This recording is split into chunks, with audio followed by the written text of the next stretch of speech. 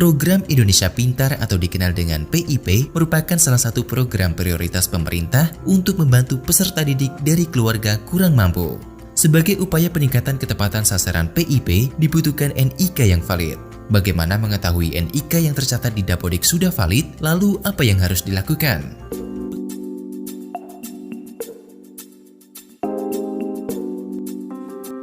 Lebih dari 50 juta peserta didik dari pendidikan dasar hingga pendidikan menengah tersebar di seluruh Indonesia.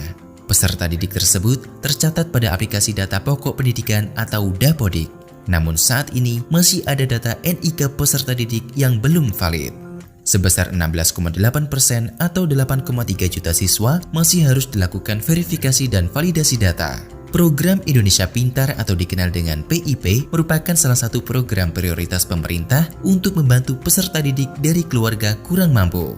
Sebagai upaya peningkatan ketepatan sasaran PIP, dibutuhkan NIK yang valid. Bagaimana mengetahui NIK yang tercatat di Dapodik sudah valid, lalu apa yang harus dilakukan? Peserta didik, orang tua atau wali dapat melakukan verifikasi dan validasi data individu peserta didik untuk memastikan NIK pada aplikasi Dapodik sudah terisi dengan benar. Data yang harus diverifikasi ada dua. Yang pertama adalah data master peserta didik, yaitu NIK, nama, tempat tanggal lahir, dan jenis kelamin. Yang kedua, data atribut peserta didik, yaitu data ibu, ayah, atau wali yang berupa NIK dan nama, dan data spasial tempat tinggal peserta didik. Peserta didik, orang tua, atau wali bisa melakukan perbaikan data melalui laman nisn.data.kemdikbud.go.id. Tahap pertama yang harus dilakukan untuk mengakses aplikasi verifikasi dan validasi data individu peserta didik adalah mengisi NISN atau nomor induk siswa nasional dan nama ibu kandung di laman beranda. Setelah itu centang kotak kapsa lalu klik tombol cari data. Harap diperhatikan NISN dan nama ibu kandung peserta didik harus sesuai dengan Dapodik. Jika tidak sesuai, data peserta didik tidak akan disajikan. Tahap kedua, lengkapi isian data pada kolom verifikasi data identitas peserta didik, dimulai dari NPSN atau nomor pokok sekolah nasional. Pencarian NPSN dapat dilakukan melalui laman referensi.data.kemdikbud.go.id. Selanjutnya, tanggal lahir dan NIK peserta didik. Harap diperhatikan, NPSN harus sesuai dengan data Dapodik, sedangkan tanggal lahir dan NIK peserta didik harus sesuai dengan data Dukcapil. Setelah melengkapi isian pada kolom verifikasi data identitas peserta didik, centang kotak kapsa lalu klik tombol lihat data. Selanjutnya adalah verifikasi data peserta didik. Pada laman ini terdapat beberapa kolom data. Yang pertama adalah tombol profil. Tombol ini akan mengarahkan pada halaman profil peserta didik yang menyajikan data informasi peserta didik. Untuk kembali ke halaman utama, klik tombol close.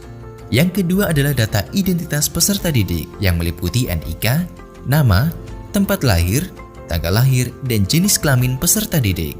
Isian data tersebut disesuaikan dengan data yang tercatat pada database kependudukan di Dukcapil. Yang ketiga adalah data orang tua atau wali yang meliputi NIK dan nama ibu dan atau ayah atau wali. NIK dan nama yang diisikan pada bagian ini akan disesuaikan dengan NIK dan nama pada database kependudukan di Dukcapil. Jika NIK dan nama yang diisikan tidak sesuai, pemilik data harus memastikan kebenaran data di Dukcapil. Yang keempat adalah lokasi tempat tinggal. Pengajuan perbaikan data lokasi tempat tinggal peserta didik dilakukan dengan memilih titik yang sesuai pada peta. Kolom lintang dan bujur akan terisi otomatis saat titik koordinat lokasi tempat tinggal sudah terpilih. Harap diperhatikan, lokasi tempat tinggal siswa harus sesuai dengan domisili yang tertulis pada kartu keluarga.